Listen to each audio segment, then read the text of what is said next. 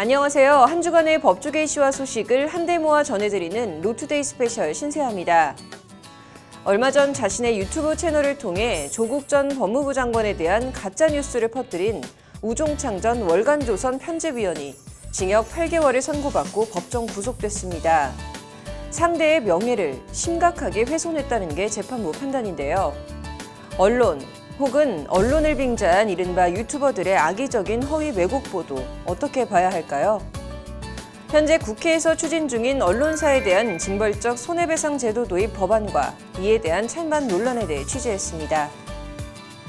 지난 20일엔 N번방 방지법의 의의와 향후 과제라는 주제로 국회 토론회가 열렸는데요. 이 자리엔 현직 판사와 법무부 형사법제과 검사 등 실무자들이 토론자로 나와 발언을 이어나갔습니다. 이들은 그간 국내 디지털 성범죄에 대한 처벌과 법원 판결을 되짚어보며 의도치 않게 자기 반성의 시간을 가지게 됐다고 하는데요. 어떤 말들이 나왔는지 직접 들어보시죠. 그 외 기획보도 이어서 전해드리겠습니다. 조국 전 법무부 장관이 민정수석 시절 박근혜 전 대통령 1심 재판장과 같이 밥을 먹었다는 취지의 허위 의혹을 자신의 유튜브 채널을 통해 제기한 우종창 전 월간조선 편집위원이 지난 금요일이죠. 명예훼손 혐의 1심 결심 공판에서 징역 8개월 실형을 선고받고 법정에서 구속됐습니다. 마치 무슨 흑막이 있는 것처럼 조국 전 장관과 재판장이었던 김세윤 부장판사의 명예를 심각하게 훼손했다는 것이 재판부 판단입니다. 언론 혹은 언론을 빙자한 이른바 유튜버들의 악의적인 허위 왜곡 보도 어떻게 해야 할까요? 오늘 로투데이는 악의적 왜곡 보도에 대한 징벌적 손해배상 제도 얘기해 보겠습니다. 먼저 신세아 기자가 언론을 상대로 한 민사소송 현황이 어떻게 되는지 알아봤습니다. 우종창 씨는 지난 2018년 3월 유튜브 채널 우종창의 거짓과 진실에서 조국 전 민정수석이 2018년 1에서 2월경 청와대 인근 한식집에서 김세윤 부장판사를 만나 부적절한 식사를 했다고 주장했습니다. 김세윤 부장판사는 박근혜 전 대통령 1심 재판장으로 2018년 4월 박 전 대통령 1심 선고가 예정된 상황에서 선고 직전 조국 전 수석이 김세윤 부장판사를 만났다고 주장한 겁니다. 이에 조국 전 장관은 우종창 씨를 허위사실 적시에 의한 명예훼손 혐의로 고소했고 지난 17일 1심 결심 공판에서 재판부는 우 씨에게 징역 8개월을 선고하고 법정 구속했습니다. 재판부는 먼저 언론인으로서 최소한의 사실 확인을 위한 과정조차 거치지 않고 방송을 통해 허위 사실을 강요했다고 우종창 씨를 질타했습니다.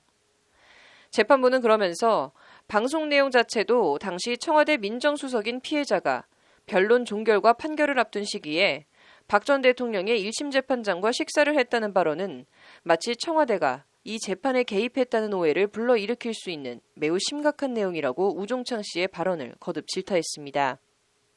재판부는 이에 피고인이 아직 피해자로부터 용서받지 못한 점과 범행을 반성하지 않는 점 등을 참작해서 형을 정했다고 실형 선고 이유를 밝혔습니다. 재판부 선고를 들은 우종창 씨가 방금 하신 말씀이 어떤 의미인지 모르겠다고 하자 재판부는 법정에서 구속하겠다는 뜻이라고 설명했습니다. 이에 우종창 씨는 감수하겠다고 짧게 답했습니다. 조국 전 장관과 김세윤 부장판사는 앞선 공판에 출석해 서로 만난 사실 자체가 없다고 진술했습니다. 우종창 씨에 대한 실형 선고 사흘 뒤인 지난 20일, 그제 조국 전 장관은 페이스북에 자신과 가족에 대한 악의적 오보에 대해 대대적인 민형사 소송을 예고했습니다. 조 전 장관은 먼저 작년 하반기 저와 제 가족 관련해 엄청난 양의 허위과장 추측 보도가 있었지만 청문회 준비, 장관 업무 수행, 수사 대응 등으로 도저히 대응할 여력이 없었다고 적었습니다. 조 전 장관은 그러면서 그러나 이제는 언론사를 대상으로 언론 중재 및 피해 구제 등에 관한 법률상 반론 보도 및 정정 보도를 적극적으로 청구하고 기사 작성 기자 개인을 대상으로 손해배상 청구를 할 것이다라고 밝혔습니다. 이어 조 전 장관은 동법이 허용하는 신청 기간이 지난 기사, 언론이 아닌 개인 유튜브 내용의 경우에는 민법상 손해배상 소송을 진행할 것이다. 그리고 불법성이 심각한 경우는 형사고소를 병행할 것이다 라고 말했습니다. 명예훼손 형사고소와 함께 손해배상 소송을 내겠다는 뜻을 거듭 밝힌 건데 조 전 장관은 이상은 저와 제 가족의 명예를 지키기 위한 최소한의 방어 조치라며 시간이 걸리더라도 문제 기사를 하나하나 찾아 모두 조치할 것이라고 강조했습니다. 조 전 장관의 페이스북 글이 알려지자 인터넷에선 악의적으로 허위 왜곡 보도를 일삼은 하이에나 같은 것들에 반드시 본때를 보이시라는 응원과 본인 가족이 아니란 생각도 안 하고 적반하장에 오만부도하다는 비난이 양쪽에서 동시에 쏟아지고 있습니다. 그런데 언론 보도에 대한 민사소송 승소율은 얼마나 될까요? 언론중재위원회의 언론 판결 분석 보고서에 따르면 2009년에서 2018년까지 10년간 정정보도 청구 등 언론 관련 민사 1심 판결 중 원고 승소율은 49.31%로 절반밖에는 안 됐습니다. 그리고 상소심의 원심 판결 유지 비율은 88.37%로 거의 뒤집히지 않는 것으로 나타났습니다. 이는 결과적으로 오보임이 밝혀진다 하더라도 보도 당시에는 진실이라고 믿을 만한 상당성, 언론 보도가 공공의 이해에 관한 사항으로서 공익성 등 이른바 위법성 조각 사유에 따라 언론에 일종의 면책특권을 주고 있기 때문입니다. 특히 민사소송 가운데 손해배상 청구만으로 한정할 경우 원고 승소율은 39.74%로 더 떨어지는 것으로 나타났습니다. 사실 그 언론 보도 피해 소송을 가보면 네. 그 공익적이거나 진실이라고 믿을 만한 상당한 이유가 있다면 네. 위법성 조각 사유가 있어요. 네. 언론에 대해서는. 그러니까 그만큼 우리나라 법원은 언론의 자유를 보장을 해주고 있는데 그에 비해서 책임과 관련돼서는 좀 너무 이렇게 현실적이지 않았다. 언론을 상대로 이긴다 하더라도 손해배상 액수 산정이 인색하다는 지적과 비판도 있습니다. 일단 원고들의 청구액 평균은 2억 원이 넘는 것으로 나타났습니다. 하지만 2009년에서 2018년까지 10년간 손해배상 소송 결과를 보면 재판에서 이겼다 해도 절반 가까운 47.4%가 500만 원 이하를 받은 것으로 나타났습니다. 이어 500만 원 이상 1000만 원 이하가 23.4%, 1000만 원 이상 2000만 원 이하가 14%, 2000만 원 이상 5000만 원 이하는 10.2%, 5000만 원 이상은 4%밖에는 되지 않는 것으로 나타났습니다. 요약하면 언론 보도 손해배상을 내봐야 10명 가운데 4명 정도만 이기고 이긴다 해도 그 절반은 500만 원도 채 받지 못한다는 얘기입니다. 변호사비나 인지대 등 소송 비용 정도밖에는 안 되는 액수로 시간과 노력을 들여 소송을 할 실익이 없고 저 정도 금액으로 언론사나 기자가 눈이나 깜빡하겠냐는 비판이 나오는 이유입니다. 손해배상액이 이제 실제 요구하는 것보다 이제 굉장히 적은 액수만 위자료로 인정이 되는 그런 경향, 네. 이제 많이 지적이 돼 왔는데, 그래서 이제 그러니까 이게 단순히 물론 이제 건수가 최근에 네. 그 민사로 이제 언론 보도 피해 관련해서 이제 손해배상 거는 건수가 이제 많아지긴 했는데 과거보다도 더 줄어들고 있는 걸로. 실제 유우성 간첩 조작 사건에서 국정원에서 수고비를 받고 유우성 씨를 간첩으로 단정한 허위 증언을 한 김모 씨의 인터뷰 발언을 그대로 내보낸 동아일보에 대해 법원은 손해배상액으로 1000만 원을 산정했습니다.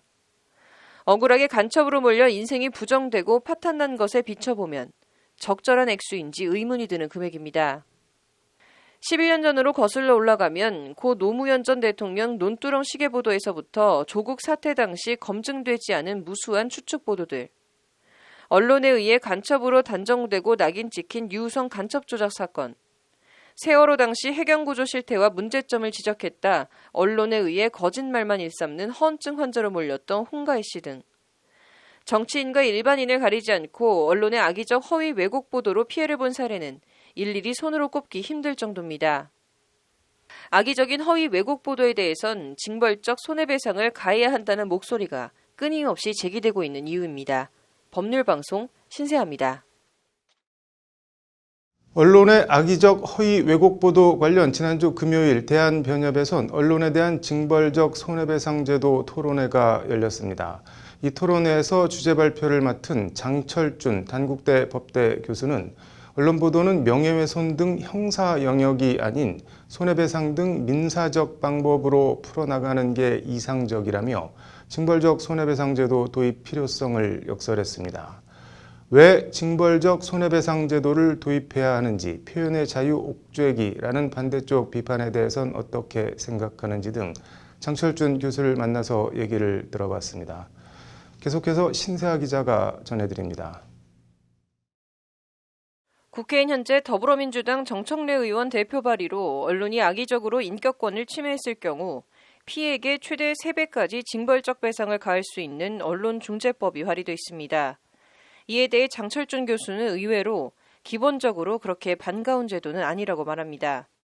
표현의 자유를 연구하는 연구자의 입장에서는 국가가 개인의 표현의 어떤 자유에 대해서 좀 더 강도 높게 규율하는 형태, 그리고 그것을 개인 간의 분쟁에서도 좀 더 강하게 규율하는 형태이기 때문에 표현의 자유의 측면에서만 보면 기본적으로 그렇게 반가운 제도는 아니라고 볼. 하지만 장철준 교수는 그러면서도 왜 언론에 대한 징벌적 손해배상 얘기가 나오는지 언론들이 먼저 스스로 반성하고 성찰해봐야 한다며 논의를 뒤집습니다. 하지만 그 이면에서 이 법률이 왜 제안이 되었는지를 생각해 보면 그만큼 우리 이 언론 환경, 그리고 그 언론을 소비하는 소비 환경에 있어서 그 가짜 뉴스라고 하는 그 부작용과 폐해가 상당히 심각하다라고 하는 반증이지 않을까. 그리고 그 보도가 사회에 미치는 영향이 어떠했는가를 좀 그 되돌아볼 수 있는 기회가 됐으면 좋겠어요. 그만큼 그 가짜 뉴스 혹은 그 잘못된 뉴스의 심각한 문제가, 가짜 뉴스나 의도가 있는 허위 왜곡 보도로 인해 먹잇감이 된 당사자는 말할 것도 없고 사회적으로도 폐해가 엄청나게 심각한데 민사적인 처벌은 솜방망이라는데 징벌적 손해배상 도입 문제의식이 있습니다. 실제 언론을 상대로 한 손해배상 소송에서 원고가 이길 확률은 40%가 채 안 되고 그나마 이긴 경우에도 절반 정도는 위자료로 500만 원 이하를 선고한 것으로 나타났습니다. 아까 말씀드렸다시피 손해배상의 액수 자체가 실질적으로 현실화되고 있지 않기 때문에 그 규범의 위하력 자체가 굉장히 약한 수준입니다. 그래서 언론 그 보도를 하는 사람 입장에서는 그 손해배상, 적은 손해배상 그냥 물어주고라도 나의 어떤 보도의 뜻을 관철하겠다라고 하는 그런 의도가 가능한 정도의 상황이기 때문에, 반면에 그 언론 보도의 대상이 된 피해자라고 하면 피해자의 입장에서는 그 배상받을 수 있는 액수가 터무니없이 적어서 굉장히 억울하게 느낄 수 있는 그런 환경에 있다. 환경. 결국 잘못된 언론 환경을 바꾸기 위한 조치가 필요하고 그 방향은 형사처벌 강화가 아닌 원인에 대한 결과, 행위에 대한 사적 책임을 부담하는 민사로 해결해야 한다는 것이 장철준 교수의 제언입니다. 기본적으로는 국가가 형벌로서 규제하는 형사 규제는 바람직하지 않다고 생각하고요. 하지만 그 우리의 그 규범 현실은 그 형사 규제를 기본으로 하고 또 민사 규제를 병행하고 있기 때문에 그런 그 좀 국제적인 기준이나 차원에서 보자면 형사 규제를 민사 규제로 일원화하는 쪽이 그런 쪽으로. 표현의 자유 제약이나 언론 재갈 물리기는 비판이 있을 수 있다는 지적에 대해선 순순히 인정했습니다. 특히 정치인이나 대기업 등 이른바 힘 있는 기관이나 사람에 의해 소송이 남발될 가능성을 경계하며 이런 소송 남발을 차단할 장치 마련이 반드시 필요하다고 강조합니다. 그럴 우려가 분명히 있습니다. 왜냐하면 이 명예훼손 그 기사의 전형적인 대상이 어떻게 보면 정치권 혹은 그 대기업 이런 대상이 있을 수 있기 때문에, 만약에 그 대상들이 그 징벌적 손해배상을 언론사에게 가해오면 상당한 부담이 될 수가 있습니다. 그래서 이 절차를 굉장히 좀 더 정치하고 좀 그 숙고한 디자인으로 만들어야 됩니다. 그러면서 장철준 교수는 언론을 상대로 한 민사소송의 경우는 국민참여재판으로 진행할 것으로 제안했습니다. 무엇이 가짜뉴스고 악의적 왜곡 보도인지, 그 폐해가 어느 정도인지, 그에 합당한 손해배상은 어느 정도나 되어야 하는지를 법관 개인이 아니라 건전한 상식을 가진 시민들의 눈으로 판단하게 하자는 겁니다. 그래서 개인적인 제안으로는 국민의 눈에서 판단하는 게 가장 저는 합리적으로 생각하거든요. 그러니까 법관의 입장에서 이게 가짜인가 진짜인가, 그리고 가짜뉴스를 만들지 않기 위해서 얼만큼 노력했는가, 악의적인 의도가 있었는가 없었는가를 어떤 사법관의 입장에서 그것을 판단하는 것보다는 국민의 눈높이에서 직접 언론과 국가가 혹은 언론과 그 상대방이 직접 논쟁할 수 있는 장을 이렇게 마련해 주는 것. 해외 사례를 묻는 질문엔 징벌적 손해배상 제도가 일상화, 보편화돼 있는 영미법 국가에서도 언론의 경우는 국민의 알 권리와 표현의 자유를 폭넓게 인정해 의외로 징벌적 손해배상이 그렇게 많지는 않다고 말합니다. 하지만 일단 악의적인 왜곡 허위 보도라고 판단이 되면 언론사가 문을 닫을 정도로 세게 배상금을 부과해 책임을 엄격하게 묻는다는 것이 장철준 교수의 설명입니다. 미국 같은 경우는 징벌적 손해배상이 굉장히 활발하게 이루어지고 있는 국가인데도 불구하고 언론 보도에 대한 징벌적 손해배상은 그렇게 많지는 않습니다. 하지만 한번 이루어지면 거의 회사가 문을 닫아야 되는 수준의 배상도 장철준 교수는 미흡하긴 해도 언론에 대한 징벌적 손해배상을 규정한 법이 발의된 만큼 언론이 어떠해야 하는지, 언론이 악의적으로 잘못을 했을 때 어떻게 해야 하는지, 흐려진 언론 환경을 어떻게 자정해야 하는지에 대한 사회적인 공론의 장을 열어야 한다는 말로 인터뷰를 마무리했습니다. 이번 기회에 이 주제에 관한 좀 사회적인 공론이 이루어졌으면 좋겠다. 그리고 언론과 언론 소비자, 그리고 정부와 어떤 시민단체가 함께 참여하는 공론의 장이 좀 활발하게 이루어져서 우리 언론 환경에 대한 반성, 그리고 그를 규율하는 법 제도는 마련이 돼야 되지 않을까. 법률방송 신세아입니다.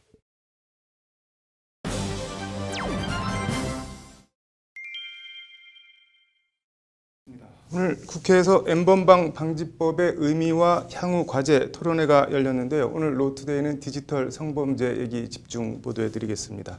먼저 토론에서 어떤 얘기가 나왔는지 들어보겠습니다. 로인사이드 신세아 기자 나와 있습니다. 신 기자, 일단 오늘 토론회 어떤 토론회인가요?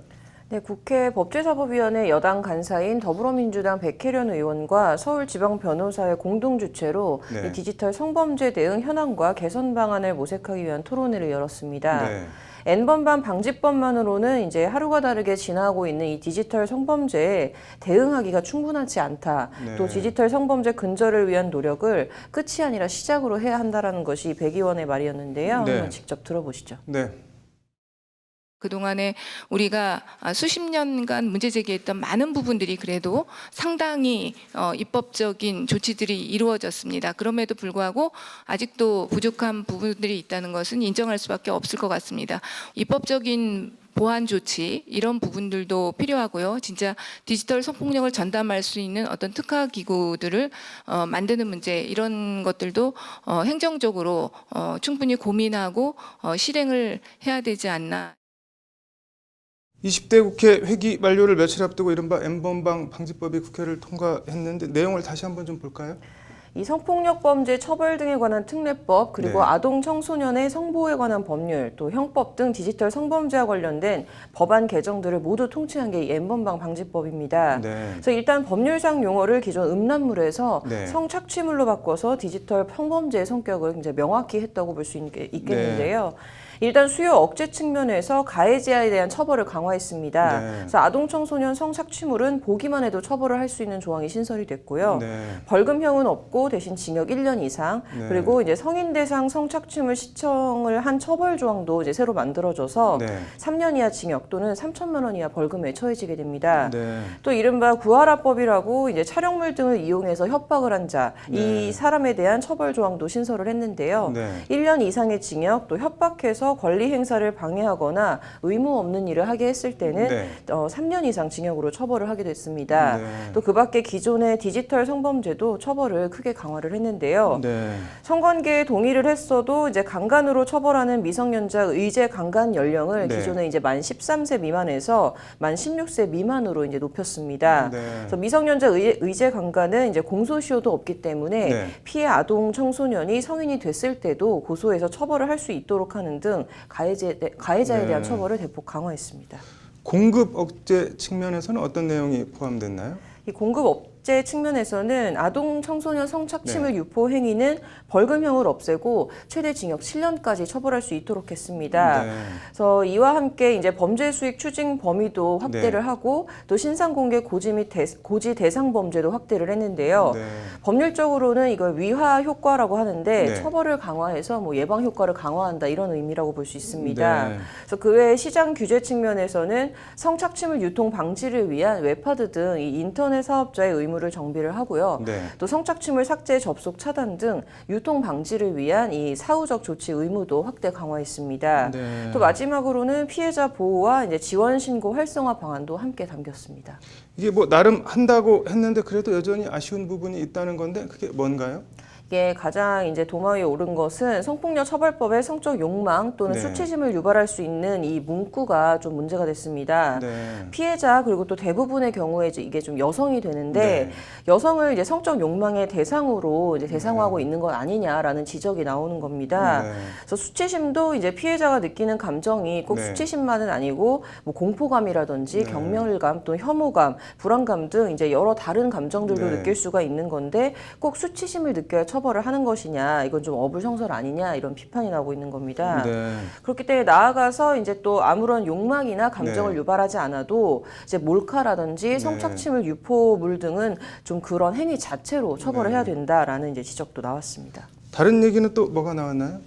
이제 지난 N번방 방지법에서는 이제 아동 청소년 성착취물은 네. 제작 미수범 처벌 조항도 새로 만들어졌었는데요. 네. 이를 이제 제작에만 국한할 필요가 없는 것 아니냐라는 네. 의견이 나왔습니다. 이제 뭐 판매 그리고 배포, 광고, 소개 이런 구입 이런 것들도 이제 미수로 처벌을 해야 한다 이런 얘기인데요.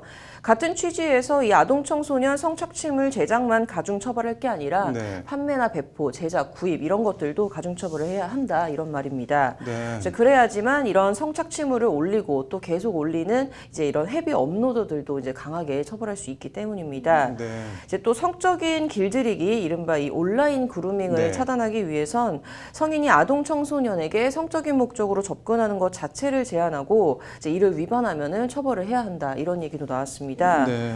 이제 또 지인 능욕이라고 해서 네. 합성 등을 통해서 이제 성적인 허위 영상물을 만드는 경우도 종종 있는데요. 네. 이제 이런 성폭력 처벌법은 허위 영상물 제작 처벌을 반포 등을 할 목적이라고 규정을 해놨습니다. 네. 이제 그런데 그런 영상물을 만들어서 가지고 있는 것만으로도 네. 이게 피해자 입장에선 사실 불안할 수밖에 없고 또 이게 언제 또 유포될지도 모르고 네. 근데 이것을 굳이 반포 등을 할 목적으로라는 문구가 이제 이게 필요하냐 이런 지적이 나오고 있는데요. 네. 그렇기 때문에 이 문구를 좀 삭제해야 된다 이런 얘기도 나오고 있습니다. 네. 뭐 다른 얘기가 더 나온 게 있나요?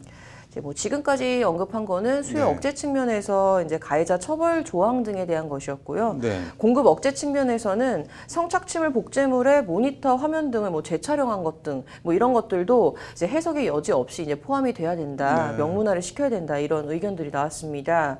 그리고 시장 규제 측면에서는 이제 유통 방지 조치의 대상이 되는 이 불법 촬영물 등의 범위를 직접적인 촬영뿐만 아니라 네. 광고물이나 뭐 이제 뭐 소개, 후기, 링크 이런 것들 또 연관 검색어 이런 것들을 또 추가를 해서 네. 신속적으로 삭제를 하고 조치할 수 있는 좀 방법을 네. 만들어야 된다 이런 의견도 나왔습니다. 네.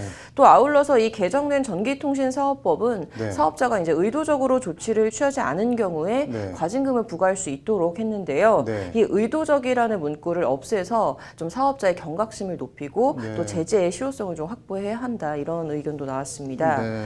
이제 피해자 보호 및 지원 측면에서 보면 현행법은 성착취물 성착취물이 이미 명백하더라도 이제 네. 피해자가 몰랐거나 또는 여타 다른 이유로 신고 또는 삭제 요청을 하지 않았던 경우 네. 또 피해자를 특정할 수 없었던 상황에서 네. 이 삭제의 근거가 없기 때문에 성착취물이 계속 유포되거나 시청이 되고 있었는데요. 네. 좀 이런 것들도 모니터링을 통해서 발견한 이제 성착취물을 삭제할 수 있는 근거 마련도 꼭 필요하다 이런 이제 지적도 나왔습니다. 네. 이제 그 외에도 뭐 손해배상 등 민사 소송은 반드시 실명으로 해야 하는데 디지털 성범죄 피해자의 경우에는 이제 뭐 가명으로도 할 수 있게끔 네. 그런 방안도 좀 이제 얘기가 나왔고요. 네. 이렇게 피해자 개인 정보가 드러나지 않는 이 민사 절차 규정과 함께 형사 배상 명령 대상 추가 등 좀 실효적으로 피해자를 보호할 수 있는 방안도 마련이 필요하다라는 데 좀 참가자들이 인식을 같이 했습니다. 네, 뭐 N번방 방지법 첫 발은 뗐는데 넘어야 할 산이 아직 많이 있어 보이네요. 오늘 잘 들었습니다. 네, N번방 방지법의 의의와 향후 과제 국회 토론회. 오늘 토론회엔 현직 판사와 법무부 형사법제과 검사가 토론자로 나와 관련 발언을 이어나갔습니다.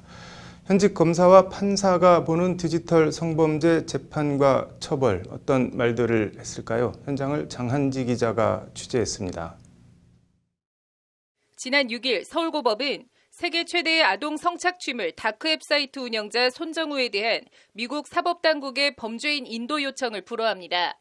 여죄가 있다면 한국 사법기관에서 수사를 받고 단죄를 받아야 한다는 것이 송환 불허 사유였습니다. 3살 이후 어미 없이 자랐잖아요. 그죠?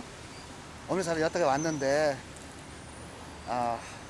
그래서 미국으로 인도 뛴다는 것이 아비로서는 물론 죄는 위중하지만은 아빠 입장에서는 그쪽으로 보낸다는 것이 그냥 불쌍한 마음이 드는 거죠.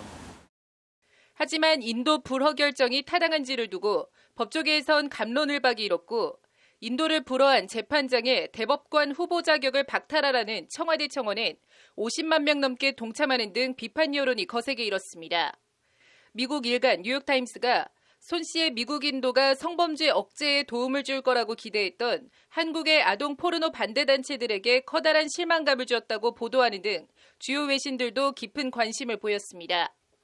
로라 비커 BBC 서울특파원은 자신의 트위터에 한국 검사들은 배가 고파 달걀 18개를 훔친 남성에게 징역 18개월을 구형했다. 이것은 손정우와 똑같은 형량이다라고 적었습니다. 아동 청소년 성착취물 범죄에 대한 한국의 솜방망이 처벌을 비꼰 겁니다. 이와 관련 오늘 토론회에선 사법부가 진화하는 디지털 성범죄를 제대로 따라가거나 반영하지 못한 면이 있다는 자기 반성이 나왔습니다. 그동안 법원이 디지털 기술과 사이버 공간에서의 성범죄에 대한 이해가 충분하지 않았다는 지적은 타당하다고 생각합니다. 다크웹이 다른 웹들과 어떻게 다른지, 텔레그램 메신저가 디지털 성범죄에 주로 이용된 이유가 무엇인지, 비트코인이라는 특수한 결제 방법을 이용한 것이 어떻게 다른 것인지, 어떤 식으로 관전 행위, 소지가 이루어지는지 등에 대해서 디지털 범죄의 진화 속도를 제대로 따라갔다고 볼 수 있는지 의문이 있습니다. 피해 지속성과 광범위성, 회복 불가능성 등 피해 심각성에 비해 제대로 된 재판과 처벌이 이루어지지 않고 있다는 비판도 이어졌습니다. 조직적이고 지능적이며 교묘한 범행 수법이나 신종 수법을 이용한 범행임에도 그러한 중요한 내용이 수사 기록에 구체적으로 현출되지 않고 범죄의 결과물로만 제출되어서 재판 과정에서 죄의 경중이 제대로 심리되기 어려웠다는 지적도 있었습니다. 약식명령이 청구된 사건들의 경우 수사 기록에 영상물이 전부 첨부되어 있지 않고 캡처 사진이나 수사보고서 형태로 부분적으로만 현출되어 있어 사건의 심각성을 충분히 보여주지 못했던 면도 법원과 검찰 모두 반성하고 성찰해야 할 부분이 있다는 건데 범선윤 판사는 개선책으로 우선 디지털 성범죄에 대한 강화된 양형 기준 마련이 필요하다고 강조합니다. 사법부가 시대적 요구를 따라가지 못하여 디지털 성범죄를 엄중하게 인식하지 못하였고 상황이 이렇게 악화된 데에 법원의 책임이 크다는 비판을 접할 때마다 늘 마음이 무겁습니다. 디지털 성범죄, 특히 아동 청소년을 대상으로 한 범죄에 대하여는 강력한 처벌이 필요하다는 생각은 저뿐만 아니라 많은 판사님들이 깊이 공감하고 양형 기준 마련과 함께 디지털 성범죄 사건에서 피해자의 처벌 불원 의사를 양형에 반영해야 하는지도 화두로 제시됐습니다. 이는 온라인과 오프라인 각각 성폭력 피해 형태와 일상을 회복했는지 여부에 대한 판단이 크게 다르기 때문입니다. 디지털 성범죄 사건에서는 처벌불원 의사가 표시되었다는 사실만으로 바로 피해자가 일상으로 복귀하였다고 단정하기는 어렵습니다. 이미 촬영물이나 성착취물 등이 유포되었다면 그것이 불특정 다수에게 확산되거나 재생산될 우려가 있고 피해자는 지속적인 불안감에 이는 다시 피해자의 피해 회복 문제와 직접적으로 맞닿아 있는데 유포된 성착취물 삭제엔 물리적으로 한계가 있는 것도 사실입니다. 피해 회복을 위해서는 디지털 공간에 있는 범죄 결과물을 완벽하게 제거하는 것이 중요합니다. 불법 촬영물이나 아동 청소년 성착취물이 디지털 공간 어딘가에 존재하고 있더라도 수사관계에서 압수수색되어 몰수나 폐기가 가능할 정도로 특정되어 있지 않다면 현실적인 집행에 이르기는 어렵다는 한계가 있습니다. 그 밖에 몰카나 성착취물 영상이 유포되어 있는데 피해자가 이를 모를 경우 법적인 조치나 처벌을 어떻게 해야 하냐는 문제도 있습니다. 디지털 성범죄 사건에서는 물리적인 증거가 존재하는 반면 피해자의 신원은 확인되지 않은 경우가 많습니다. 피해자들은 본인이 피해를 당한 사실조차 인식하지 못하는 경우가 있고 이러한 피해자들의 목소리는 재판에서 확인할 수 없습니다. 결국 이런 한계와 사각지대는 법과 제도 미비에서 비롯된 측면이 크기 때문에 추가적인 법제도 개선이 이루어져야 한다는 것이 참가자들의 지적입니다. 말씀하신 것처럼 그럼에도 온라인 그루밍 처벌이라든지 미처 입법화되지 못한 부분에 대해서 지적이 계속 있었고 디지털 성범죄 근절을 위해서 입법적 개선이 보완될 필요가 있다는 의견에 저희도 공감하고 있습니다. 아울러 디지털 성범죄 대응, 사각지대 해소, 처벌 강화와 함께 신속하고도 실효적인 피해 회복, 이를 위한 기반 마련이 필요하다고 참가자들은 입을 모아 강조했습니다. 재발 방지를 위한 근본적인 대책 마련과 디지털 성폭력 범죄의 예방과 피해자 보호 및 지원이 실효적으로 이루어질 수 있도록 디지털 성폭력 범죄에 대한 국민들의 사법제도 불신을 해소하고 해당 범죄에 대한 영중 대응이라는 국민들의 요구에 화답해 N번방 방지법이 지난 20대 국회 때 통과됐지만 사법부가 국민 정서에 공감하지 못한다는 비판이 나오는 가운데 입법뿐만 아니라 검찰과 법원 등 사법기관 또한 시대적 요구를 따라가야 한다는 지적의 목소리가 나오고 있습니다. 법률방송 장은지입니다.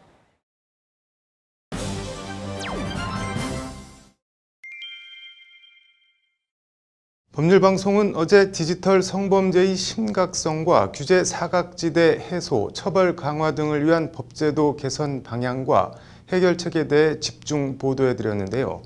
관련해서 오늘 국회에선 여성인권운동가 출신 더불어민주당 권인숙 의원 주최로 세계 최대 아동 청소년 음란물 사이트 운영자 손정우에 대한 미국 송환 불허 결정에 대해 손정우 이대로 풀어줄 것인가 라는 다소 도발적인 제목의 토론회가 열렸습니다. 오늘 로투데이는 손정우 송환 불허 관련한 이슈 집중 전해드리겠습니다. 먼저 손정우가 받은 혐의와 우리 사법당국의 대응과 법원 판결을 신세아 기자가 정리했습니다. 손정우는 2015년 8월 충남 당진에 있는 자신의 집에서 아동 청소년이 등장하는 성착취물을 포함한 다크웹 사이트 웰컴 투 비디오를 만듭니다. 그리고 2018년 4월까지 8개월 동안 평소 다른 사이트에서 다운로드 받아 모아두었던 10GB 상당의 아동 청소년 성착취물 파일을 자신이 만든 사이트에 올립니다. 착취물엔 10대 초중반에서부터 서너 살 아이들, 심지어 생후 몇 개월밖에 되지 않는 아기들이 성적으로 착취당하는 끔찍한 영상이 포함됐습니다. 한국을 포함한 전 세계에서 128만 명이 넘는 사람들이 회원으로 가입했고 손정우는 일정 금액의 비트코인을 지불하면 해당 성착취물을 다운로드 받을 수 있게 했습니다. 여기에 회원들이 아동 청소년 성착취물을 사이트에 올리면 다른 성착취물을 내려받을 수 있게 포인트를 지급하는 방식으로 규모를 키워나갔습니다. 이렇게 7만 3천 건이 넘는 파일에 아동 청소년 성착취물만 3천여 개, 다운로드 횟수는 36만 건을 기록했고 4천여 명의 회원으로부터 4억 원 상당의 비트코인을 받아 챙겼습니다. 미국과 영국 등 국제 공조 수사로 사이트 존재가 드러나며 한국 사법당국에 체포된 손정우는 영리 목적 아동 청소년 음란물 판매 등 혐의로 구속 기소됐습니다. 1심 법원은 하지만 징역 2년에 집행유예 3년으로 손정우를 풀어줬고 손정우의 범죄 사실이 알려지면서 2심은 1년 6개월의 실형을 선고했습니다. 손정우가 대법원에 상고하지 않으면서 형은 확정됐고 구속기간을 포함해 올해 4월 27일 형기 만료로 석방됐습니다. 미국은 손정우 사이트에서 아동 성착취물을 단순히 내려받기만 한 경우에도 징역 15년을 선고한 사례도 있습니다. 한국 법원이 아동 청소년 성착취물에 대해 가벼워도 너무 가벼운 솜방망이 처벌을 내렸다는 비판이 쇄도하는 이유입니다. 이와 관련 오늘 국회에서 더불어민주당 권인숙 의원 주최로 열린 손정우 이대로 풀어줄 것인가 토론회에 참석한 서승희 한국사이버성폭력 대응센터 대표는 경찰과 검찰, 법원을 강한 어조로 싸잡아 비판했습니다. 일단 이른바 N번방 방지법이라고 불리는 아동 청소년의 성보호법 개정 전 아청법을 기준으로 해도 제11조 1항에 아동 청소년 이용 음란물을 제작, 수입 또는 수출한 자는 무기징역 또는 5년 이상의 유기징역에 처한다고 적시하고 있습니다. 이와 관련 서승희 대표는 손정우는 넓은 의미로 아동 청소년 성착취물 제작에 가담하거나 제작을 유도한 행위를 했다며 수입과 수출에 관한 부분에도 해당한다고 지적했습니다. 서 대표는 그러면서 경찰과 검찰, 재판부까지 모두 아청법 제11조를 제대로 적용하지 않으면서 형량의 문제가 함께 발생했다고 경찰과 검찰, 법원의 안일한 태도를 싸잡아 비판했습니다. 국제적으로 아동 청소년 성착취물을 유통하며 제작을 유도한 행위를 수사기관과 사법부가 얼마나 가벼운 일로 바라보았는지 기소 법률만 보아도 읽을 수 있다는 것이 서 대표의 우리 사법당국을 향한 비판입니다.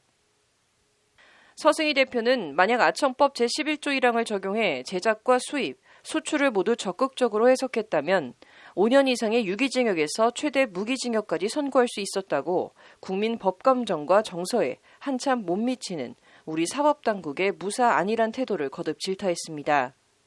경찰과 검찰, 법원 모두 서 대표의 비판과 지적에 딱히 반박할 말이 없어 보입니다. 법률방송 신세아입니다. 손정우 이대로 풀어줄 것인가 국회 토론회 얘기 계속해 보겠습니다.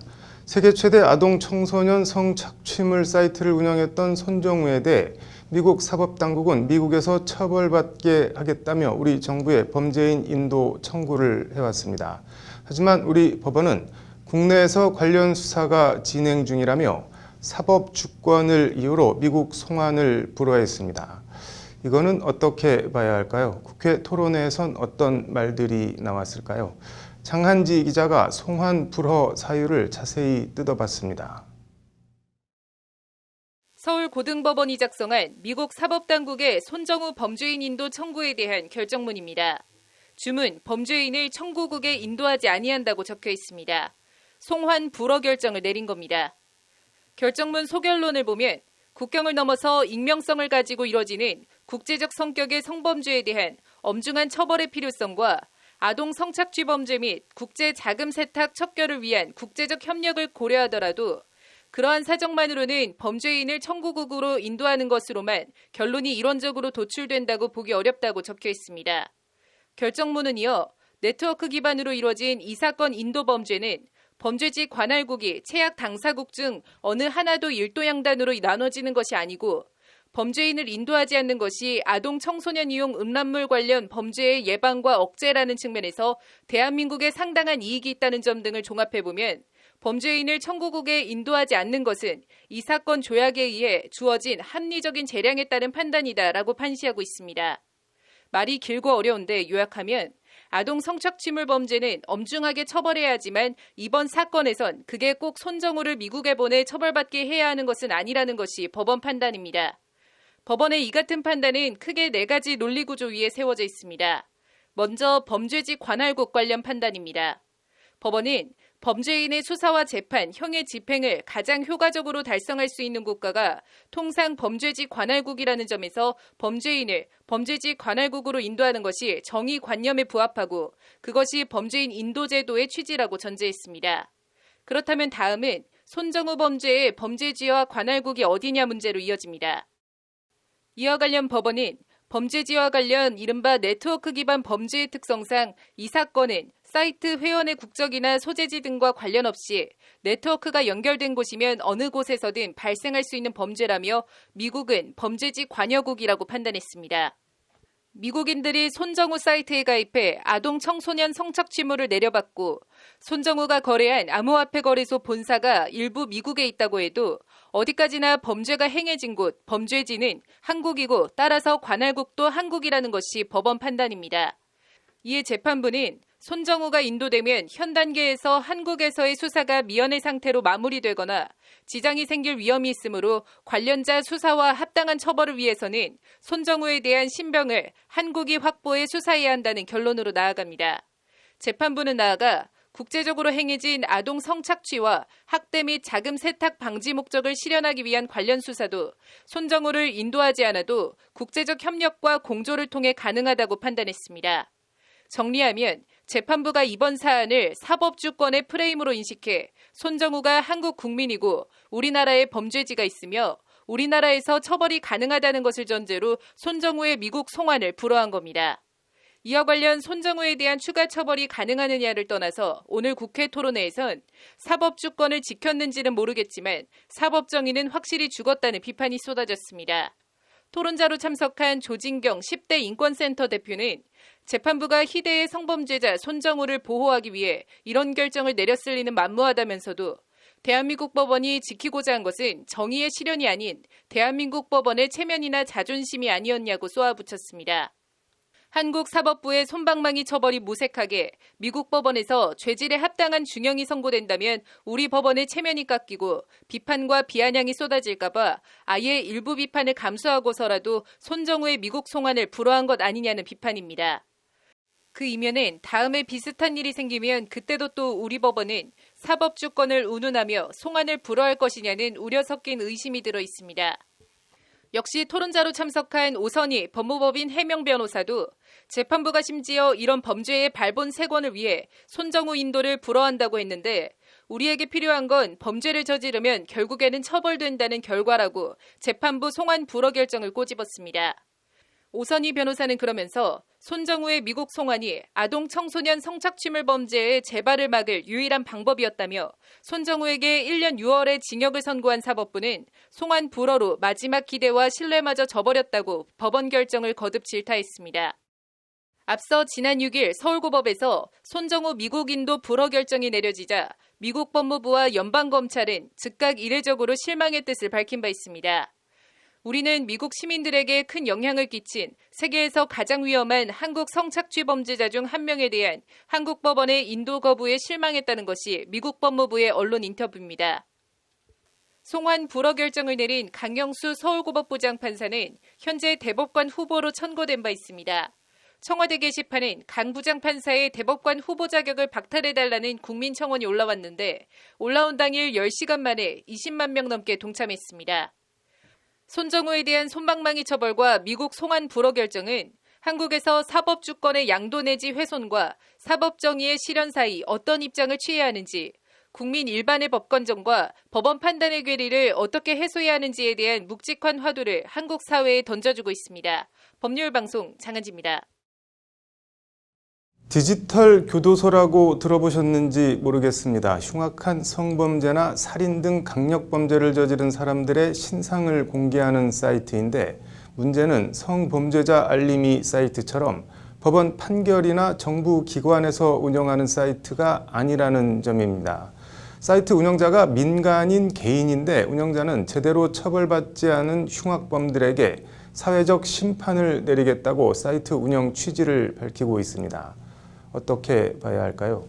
오늘 로투데이는 디지털 교도소 관련한 얘기 집중적으로 전해드리겠습니다. 먼저 디지털 교도소 사이트가 어떻게 되어 있는지 신사 기자가 전해드립니다. 디지털 교도소라는 이름의 인터넷 사이트입니다. 디지털 교도소라는 사이트 이름 바로 아래 성범죄자 앤 사이코패스 신상정보 알림이라고 적혀 있습니다.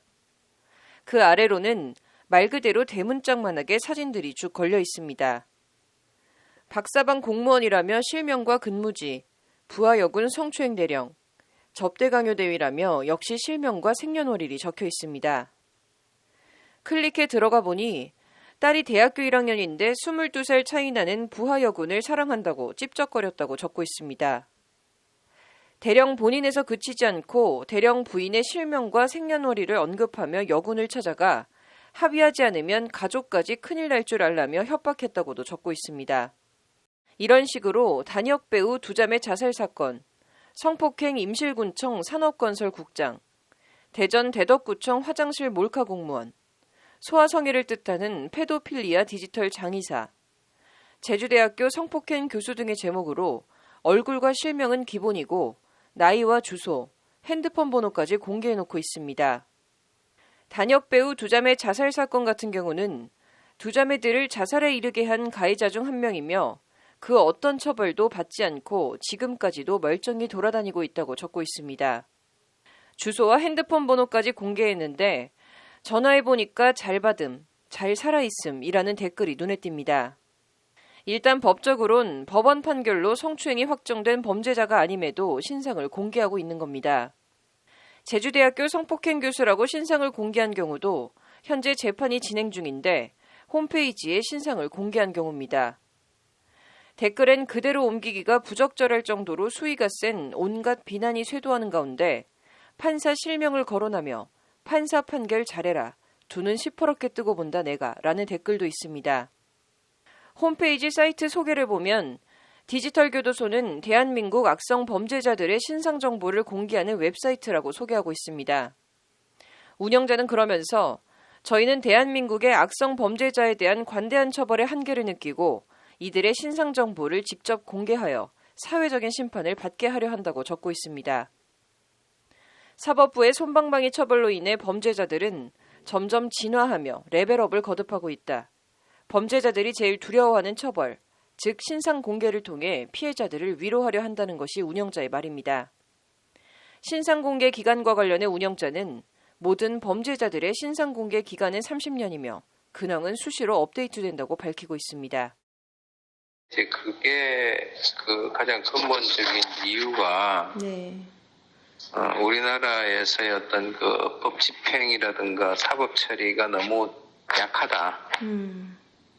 약하고 이제 정의가 제대로 실현이 되지 않는다. 그러니까 이제 정의가 제대로 실현이 되지 않기 때문에 소위 얘기하는 공적인 처벌이 아니고 시민들이 독자적으로 구성을 해가지고 사적인 처벌을 하겠다는 거거든요. 사회적으로 매장을 시키겠다. 그런 의미로 우리가. 실제 이 XX 면상 보러 들어왔다. 딱 범죄 저지르게 생겼다. 천벌받아라는 식의 댓글들을 어렵지 않게 볼 수 있습니다. 사이트 운영자가 공언한 대로 적어도 사이트 내에선 일정하게 사회적 심판이 이루어지고 있는 겁니다. 관련해서 사이트는 성범죄자와 아동학대, 살인자로 범죄자 목록을 나누었고 성범죄의 경우엔 다시 디지털, 소아성애, 지인 능욕으로 세분화해서 신상 공개를 하고 있습니다. 현재까지 디지털 교도소에 신상 정보가 공개된 이른바 디지털 감옥에 수감된 사람은 100여 명 정도 됩니다. 그리고 디지털 교도소 사이트를 방문해 신상이 공개된 사람들의 정보를 열람하는 것을 네티즌들은 디지털 교도소 면회라고 표현하는데 속 시원하다는 식의 반응이 지배적입니다. 디지털 교도소 응원합니다. 대박이다.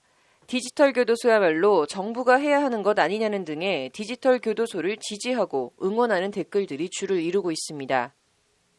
흉악 범죄에 대한 솜방망이 처벌, 미꾸라지처럼 법을 피해 나가는 가해자에 대한 분노, 그런 가해자들을 잡아내지 못하는 사법 시스템에 대한 무력감, 피해자만 계속 피해자가 되는 현실 등이 복합적으로 작용해 엄청난 반향을 일으키고 있는 겁니다. 즉, 만연하고 깊어진 사법 불신이 디지털 교도소와 이에 대한 열광이라는 특이 현상을 낳았다는 분석입니다. 신상공개 제도 이런 것들이 매우 엄격하게 유지되고 그것이 또 이렇게 운영되다 보니까 일반 국민들이 생각하는 거와 이 법의 간격이 굉장히 넓어졌는 거죠. 이 범죄자들을 어떻게 내버려 둘 수 있을까? 이게 법이 따라오지 않는 국민들의 그 법의식의 한계에서 이제 지금 같은 디지털 교도소가 만들어지는 거라고 저는 생각을 하거든요.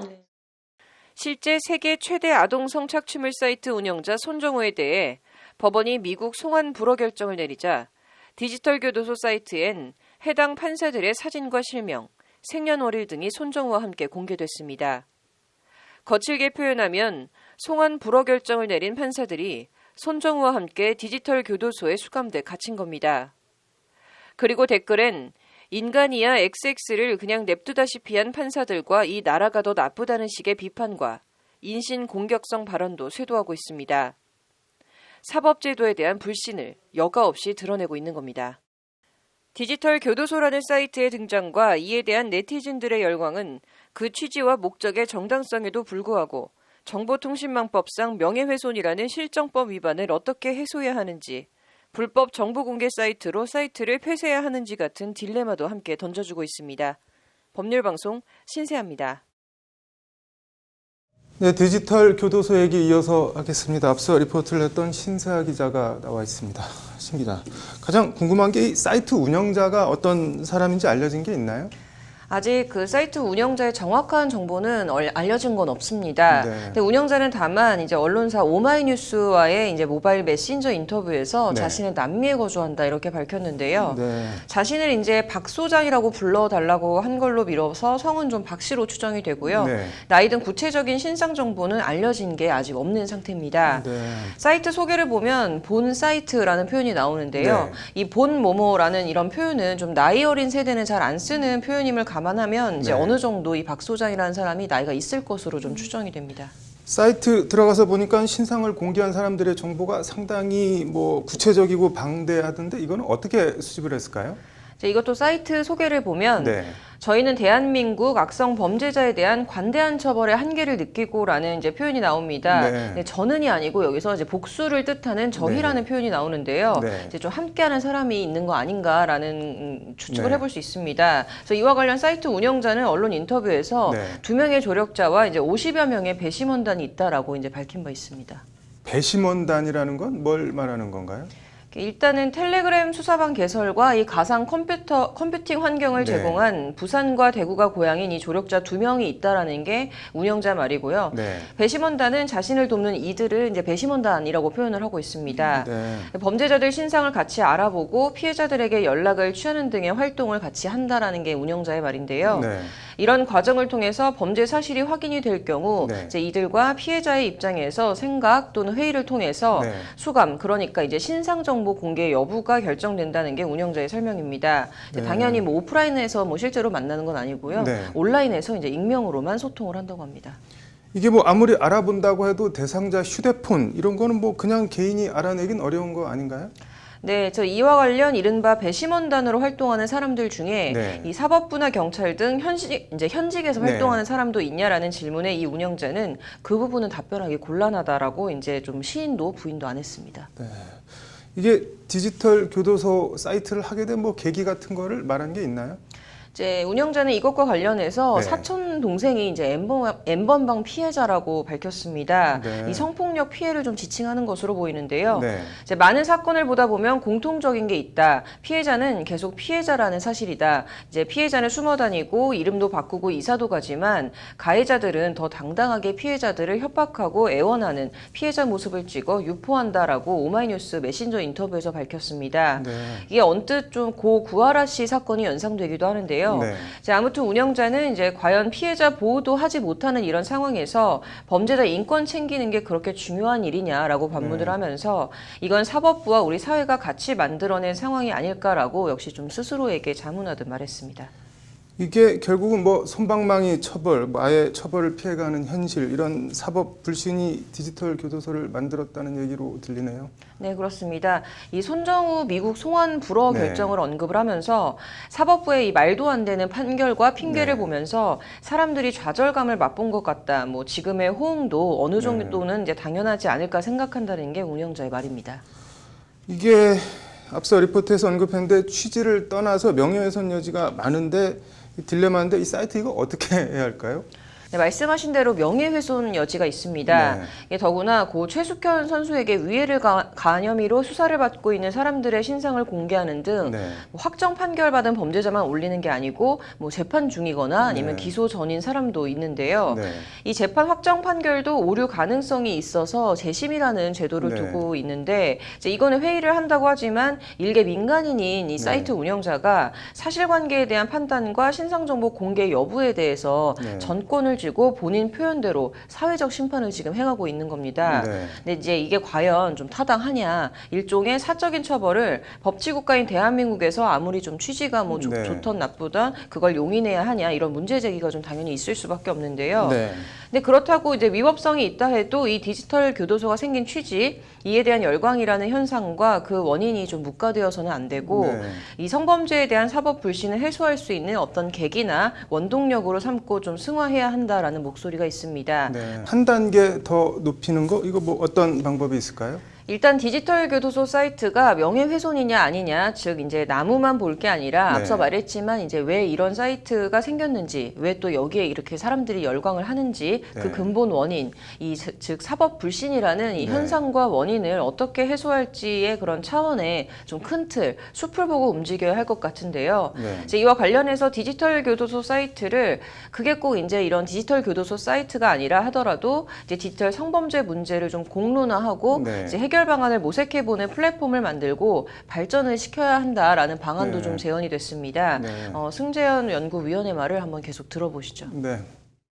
이 디지털 교도소 한 사람의 어떤 그 신원을 공개하는 걸 넘어서 이런 어떤 디지털 성범죄가 발생했을 때 여기에 이야기를 하면 모든 사람이 연대를 해주고 공감을 해주고 같이 그 범죄에 대해서 더 나은 방향으로 제도를 바꾸어갈 수 있는 그 의견이 모아질 수 있는 플랫폼으로서의 기능, 사실 그런 게 아무것도 없거든요 지금. 사실 그래서 그런 쪽의 어떤 시민사회에 좀 성숙된 플랫폼으로서의 기능을 좀 했으면 좋겠다. 경찰이 현재 지금 이 디지털 교도소 사이트 운영자에 대해서 수사에 좀 착수하고 있는 상태인데요. 이제 이와 관련해서 운영자는 처음부터 사실적시 명예훼손이라는 것은 감안을 하고 여기까지 왔다고 하면서 내가 잡혀도 계속 이 사이트를 운영할 분들이 있다고 말해 이제 이 사이트를 폐쇄할 뜻이 전혀 없음을 분명히 했습니다. 단순 논란이나 가십에서 그치는 게 아니라 사법불신 해소를 위한 근원적이고도 생산적인 논의가 좀 필요해 보입니다. 어찌됐든 뭐 긍정의 의미에서든 부정의 의미에서든 대한민국은 참 역동적인 나라라는 생각이 드네요. 오늘 잘 들었습니다.